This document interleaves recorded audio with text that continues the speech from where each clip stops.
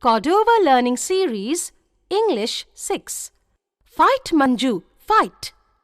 Read this wonderful story about a young painter, Manju, who gets inspired by a newspaper article.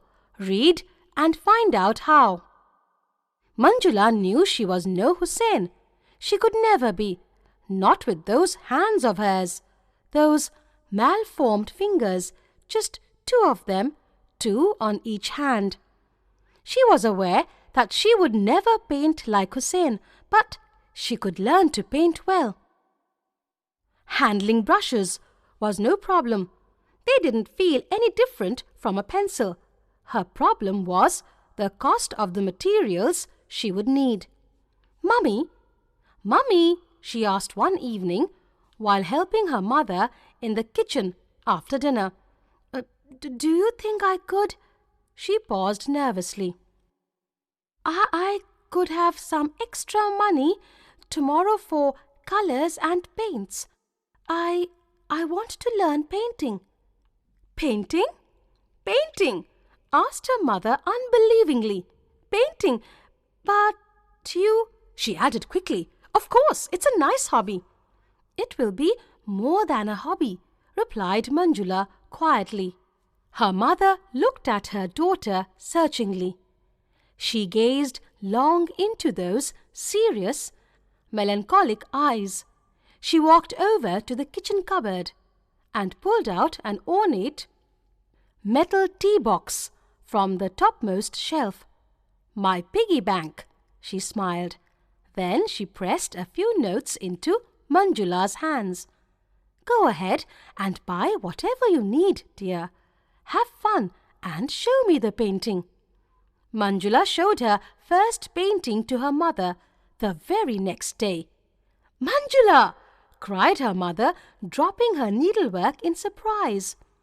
"Why, that is beautiful! I didn't know you were this good."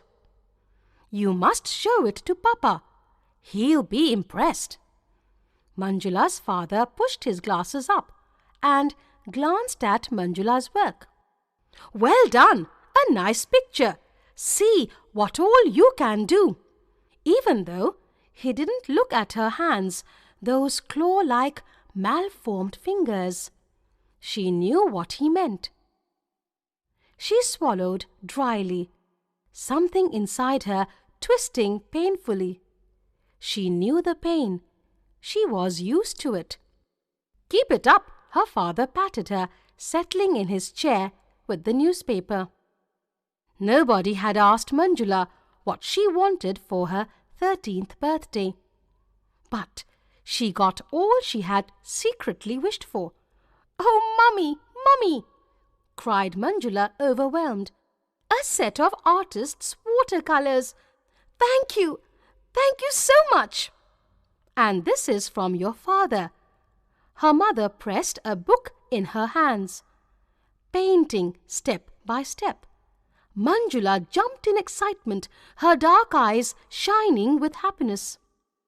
"Oh, Papa, I could have never dreamt of this." "You wouldn't have dreamt of this present either," said her brother with a mischievous smile, holding out a small parcel. She opened it. Inside it were 3 watercolor brushes. "Artist's quality," said her brother. She studied the new book from cover to cover and soon used up all her papers. She knew for good watercolor paintings, she needed special watercolor paper, but that was expensive. "Mummy," she told her mother, pointing at the thin, wobbly paper, "I could do much better paintings on real watercolor paper. What do you think?"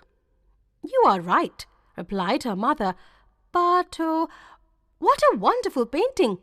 You have improved a lot. I'll talk to Papa today."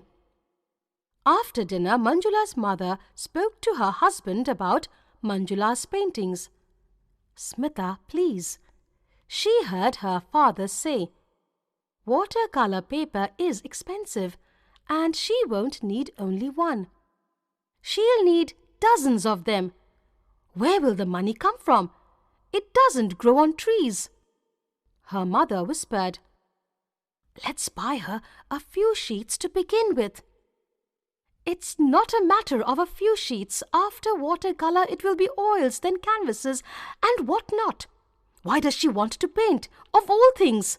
Why doesn't she learn something more useful, like cooking or stitching? With those hands of hers, she'll never become an artist." "Please," cried her mother, "don't say that ever again. Never.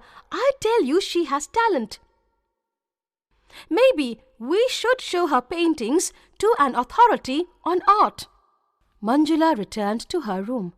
She didn't wait for an authority on art to see her paintings.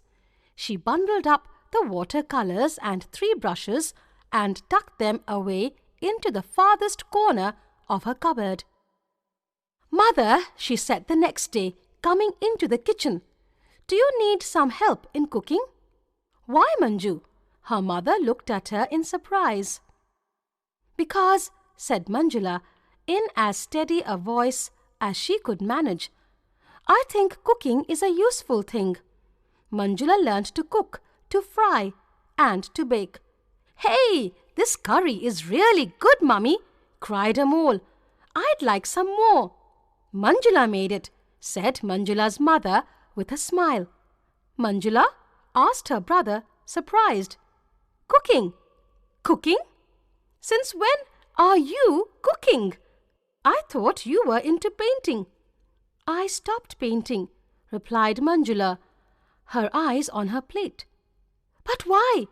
Amol was shocked. "You were so good at it. Why must you do a dumb thing like this? I thought you would enter the on-the-spot painting competition in November. At my school, why, she would have easily bagged the first prize. Hey, Manju," he turned to his sister, "why don't you try just for me?" Silence hung over the dining table. Nobody spoke. "Manju?" Her mother's voice reached her from far away. "Will you give me a hand?" Manjula helped her mother clear the table. Suddenly, her mother gripped her firmly by the shoulders and looked her straight in the eyes. Her voice firmed with determination. She said, "Don't give in, Manju. There is so much in you that other girls don't have. Let it come up. Even if you have to fight. Fight, Manju, fight." Manju's eyes were thick with tears. She turned away from her mother. "Manju, look at me. Manju, look at me," her mother said gently. "You have to learn to master obstacles. The will and the strength to overcome them can only come from within yourself." Manjula did not reply. She dashed to her room, flung herself on the bed, and buried her face in the pillow. But she couldn't cry. The tears just would not come. When at last she sat up, her eyes fell on a newspaper cutting on the table. "Strange," she thought. "I didn't keep it there." Puzzled, she picked it up and read, "Playing soccer with artificial feet." The bold heading screamed at her. She read on. "Rich Bellinger." Option: Rick Bellinger, who had lost his feet in a train accident, decided to play football with artificial feet. His coach thought it was ridiculous. His parents did not like it. This sentence was underlined in red. But Bellinger stuck to it and made it to the national team as the defensive end. Manjula dropped the clipping. What a brave boy, she thought. He didn't give up. He played on. Despite what other people said, perhaps her mother was right. She had to fight on like Rich Bellinger. Manjula walked over to her cupboard, hunted through the pile of clothes, and pulled out her colors and brushes. She ran her thumb over the soft bristles, and the longing to paint, see, and smell colors drove tears into her eyes. on the day of the on-the-spot painting competition, shortly after breakfast. Her brother said, "I'm off, Ma. Ratan and I are helping at the entrance gate. They are expecting a big crowd." Turning to Manjula, he said, "Pity you aren't coming. I'm sure you would have won a prize." "I might win one still," Manjula replied as casually as she could. "It'll depend on the subject in my category." "Your category?" cried Amol. "Does that mean you are participating?" He jumped up and pumped her hands up and down. "I knew you would do it. I was sure you wouldn't give in." Manjula freed her hands and answered softly, "If Rick Bellinger could do it, why not Manjula Parelkar?" Her brother looked at her. A broad smile spread over his face. "Rich Bellinger? Rick Bellinger?" her mother asked, surprised. "Who is Rick Bellinger? Who is Rich Bellinger?" "Rich Bellinger, Rick Bellinger," spoke Manjula and her brother together. "Plays soccer with artificial feet. Isn't that something?"